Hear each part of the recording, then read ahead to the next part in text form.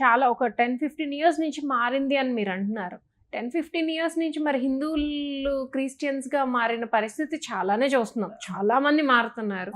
వాళ్ళు ఎందుకు మారాల్సి వస్తుంది అసలు? అంటే పాపులు అని చెప్పడం అదంతా, అంటే ఇప్పుడు లైక్ మీకు చెప్తారు, మీరు వింటారా? వినరు కదా. ఇప్పుడు ఒకళ్ళు వచ్చి నేను వచ్చి చెప్తాను మీకు, మీరు డెఫినెట్ గా వినరు. అలా మీలానే ఇంకొక హిందువు ఇంకొకళ్ళు ఎవరైనా మరి వాళ్ళు ఎందుకు వినాల్సి వస్తుంది? ఎందుకు? చాలా కష్టంలో ఉన్నప్పుడు, చాలా ఇబ్బందుల్లో ఉన్నప్పుడు, ఇంకా మానసికంగా డల్ అయిపోతారు అన్నమాట. ఇంకా అయిపోయినప్పుడు ఒక రకమైన హిప్నోటిస్ట్ థెరపీ ఉంటుంది చూడండి. నేను కూడా ఎదుర్కొన్నాను. నేను చాలా కష్టంలో ఉన్నప్పుడు మా ఇంటి ఎదురుగుండా ఒక ఆవిడ ఉందన్నమాట. నేను పాస్ చేసుకుంటున్నాను, చీపురుతో ఊడుస్తాం కదా, ఊడుస్తూ ఉంటే ఆవిడ వచ్చి, నీకు ఇన్ని కష్టాలు ఉన్నాయి కదమ్మా, అది ఒక పాస్టర్ గారమ్మా, ఆయన ఇలా మారారు అలా మారారని ఆవిడేమిటో చెప్తోంది. నాకు అర్థమైంది, నన్ను మారమని అడుగుతోందని చెప్పి వెంటనే నేను చీపుని సవరించాను. సవరించేటప్పటికి ఆవిడకి అర్థమైంది. అంటే ఏంటి, అంత మానసికంగా బాధలు పడుతూ ఉన్నా కూడా భగవంతుడి మీద నమ్మకం స్ట్రాంగ్ ఉన్న వాళ్ళంటే ఓకే. అర్థమైందా మీకు? అది హ్యాండిల్ చేయలేని పరిస్థితుల్లో ఉండి, అవునా, కొంతమంది డబ్బుకి లొంగచ్చు, కొంతమంది పదవికి లొంగచ్చు, పరపతికి లొంగచ్చు, ఏమన్నా కానివ్వచ్చు. అర్థమైందా మీకు? కాబట్టి అంటే సమాజంలో ఉన్న మీరు చూస్తే గనక ఇక్కడ ఇంట్లోకి వచ్చేస్తే మీకు ఎక్కువ తక్కువలు ఏమి ఉండవండి, మీలో చాలా అంటే 4 వర్ణాలు ఉన్నాయి అని చెప్తారు కదా అని చెప్తూ ఉంటారు. కానీ మీరు పేపర్లో ఎప్పుడన్నా చూస్తే మ్యాట్రిమోనీస్లో చూడండి, రెడ్డి క్రిస్టియన్, మాలా క్రిస్టియన్ అని చెప్పి వాళ్ళ కమ్యూనిటీస్ పెట్టుకొని క్రిస్టియన్స్ అనమాట. ఎక్కడ పోయింది మరి వర్ణాలు? ఎక్కడ పోయినాయి? ఎప్పుడూ ఉంటూనే ఉన్నాయి. అయితే ఇక్కడ ఏం చేస్తారు బేసికల్గా అంటే ఏం చేస్తారు అని అంటే, వ్యక్తిని అంటే అతనికి ఉన్న కష్టాన్ని ఎన్కాష్ చేసుకుంటారు అనేది ఖచ్చితంగా అర్థమవుతూ ఉంటుంది. ఇప్పుడు వాళ్ళకున్న కష్టాన్ని ఎన్కాష్ చేసుకుంటారని చెప్తున్నారు. అదేదో హిందువులే వెళ్ళి ఎవరైనా బాధపడుతున్నారంటే ఎందుకు మనం వెళ్ళి చేయలేకపోతున్నారు? మీలాంటి వాళ్ళు ఆర్ ప్రతి ఒక్కళ్ళకి మీరే వెళ్ళి చేయరు.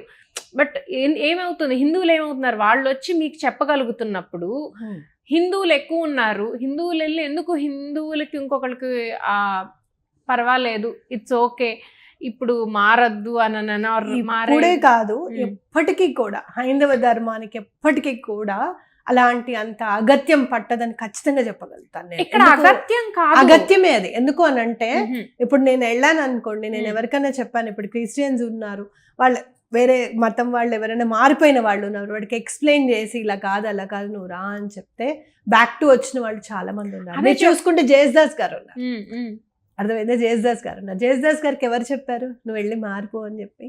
అవునా కాదా? అంటే భగవంతుడి తత్వం అనేది తనంతటి తనకు తెలిస్తే మనం చెప్పాల్సినది ఏమీ ఉండదు అక్కడ. అర్థమైంది? చాలా సందర్భాల్లో మీరు చూసే ఉంటారు, మీరు ఆ బుక్ తీసుకొని ఎందుకు వస్తున్నారు ఇక్కడ, అందరికీ ఎందుకు చెప్తున్నారు అని చెప్పి చాలా సందర్భాల్లో హిందువులు ఇప్పుడు దెబ్బలాడుతూనే ఉన్నారు. అలాంటివి ఆన్లైన్లో మీకు కనపడకపోయినా కూడా మాలాంటి వాళ్ళని చెప్తూనే ఉన్నాం. చెప్పకపోవడం అనేది ఏమీ లేదు, చెప్తూనే ఉన్నాం.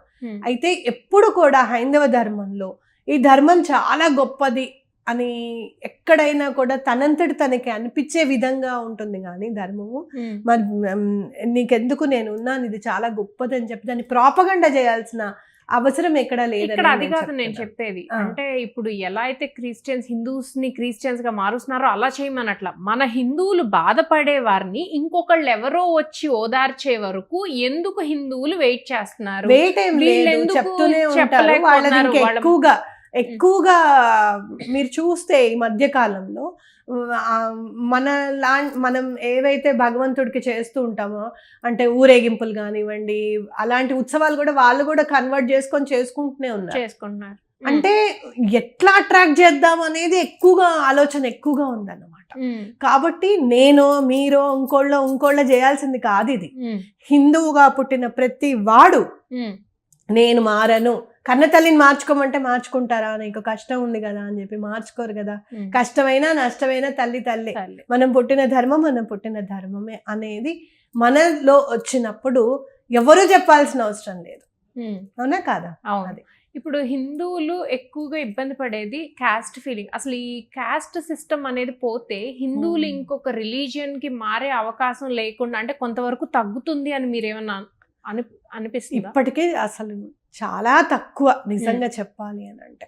అయితే మనలో మార్పు రావాలి అనేది మాత్రం ఖచ్చితంగా ఎవరమైనా ఆహ్వానించదగ్గ విషయం. ఎందుకంటే మనం ముందు హిందువులము, తర్వాత ఈ క్యాస్ట్లు అనేది ప్రతి ఒక్క హిందువుకి రావాలి. అవును, అది మర్చిపోయి నేను ఒక క్యాస్ట్, మీరు ఒక క్యాస్ట్, వీళ్ళు ఈ క్యాస్ట్ అన్న ఈ తగ్గించే భావంలో వాళ్ళు ఏంటంటే ఇంకొకళ్ళు వచ్చి అట్రాక్ట్ చేస్తారు. అంటే నిన్న మరి జరిగిన అర్చకులకు జరిగిన దాంట్లో ఈ క్యాస్ట్ వాళ్ళు బాధపడలేదు, ఆ క్యాస్ట్ ప్రతి ఒక్కళ్ళు బాధపడ్డారు. చిలుకూరు గుడికి వెళ్ళిన ప్రతి ఒక్కళ్ళు కూడా అయ్యో ఇదేంటి ఇలా జరిగింది అని చెప్పి ప్రతి ఒక్కళ్ళు కూడా బాధపడ్డారు. ఇప్పుడు అలాంటి జరిగితేనే బాధపడటం అని కాకుండా మనం రెగ్యులర్ గా కూడా ఉండే సొసైటీలో మీలాంటి వాళ్ళు చూపించాలి, దాన్ని హైలైట్ చేసి.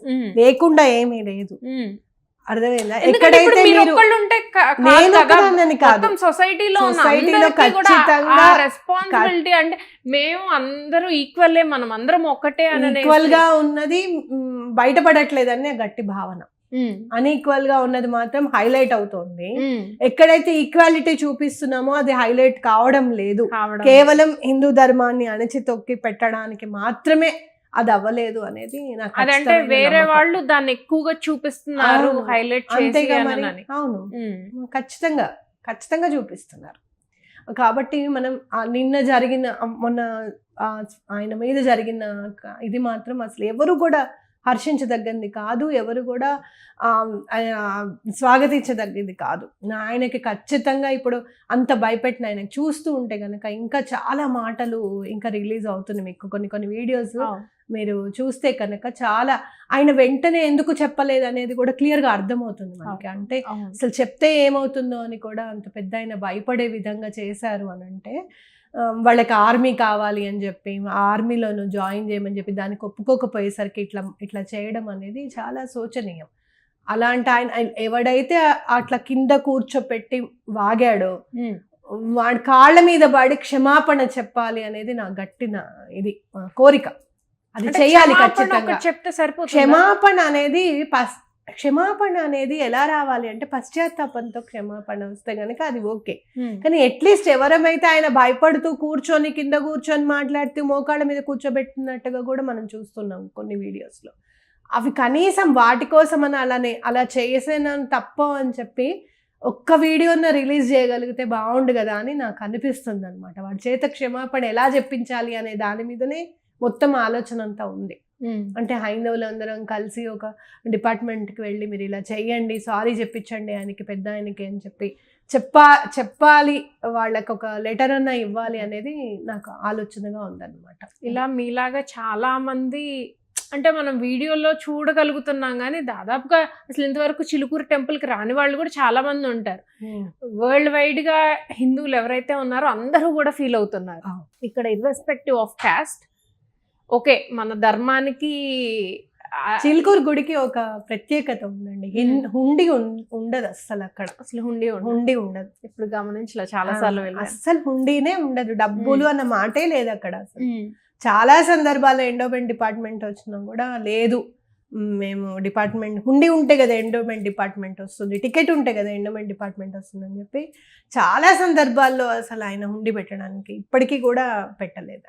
ఏం చేయాలనుకున్నా స్వామికి కేవలం ప్రదక్షిణ సమర్పించడమో లేకపోతే ఏదైనా అన్నదానానికి ఏదైనా చేయడమో నాకైతే తెలియదు. కానీ అక్కడ చేయడం మాత్రం, అక్కడ మెయింటెనెన్స్ మాత్రం మనం ఏం లేదు, మనం వెళ్ళి మన కోరిక తీరాలి అని చెప్పి 11 ప్రదక్షిణాలు, కోరిక తీరిందని చెప్పి 108 ప్రదక్షిణాలు తప్పించి ఇంకా మనం చేసేది ఏమీ లేదు అక్కడ స్వామి.